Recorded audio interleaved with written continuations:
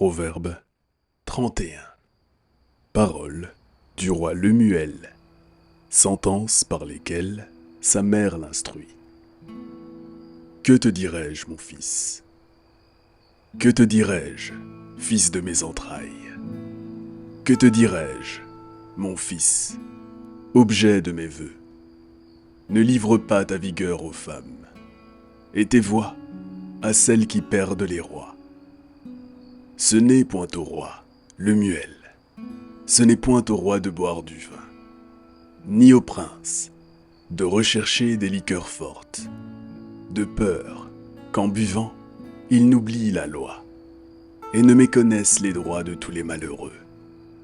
Donnez des liqueurs fortes à celui qui périt, et du vin à celui qui a l'amertume dans l'âme, qu'il boive et oublie sa pauvreté, et qu'il ne se souvienne plus de ses peines.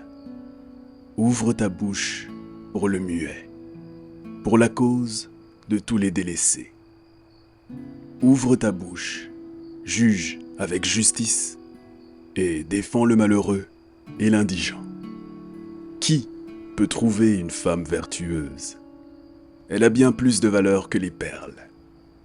Le cœur de son mari a confiance en elle, et les produits ne lui feront pas défaut.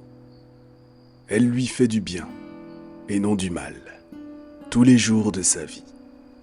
Elle se procure de la laine et du lin et travaille d'une main joyeuse. Elle est comme un navire marchand. Elle amène son pain de loin. Elle se lève lorsqu'il est encore nuit et elle donne la nourriture à sa maison et la tâche à ses servantes.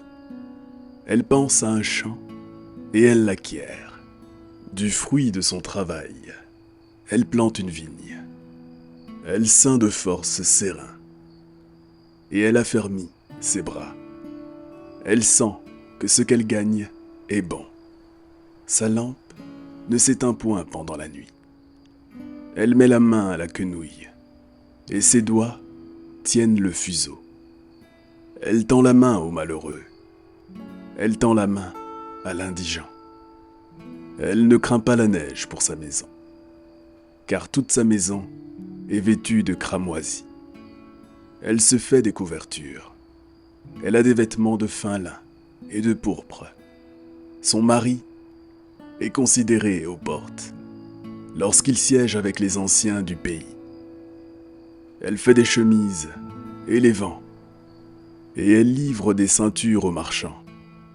Elle est revêtue de force et de gloire, et elle se rit de l'avenir. Elle ouvre la bouche avec sagesse, et des instructions aimables sont sur sa langue.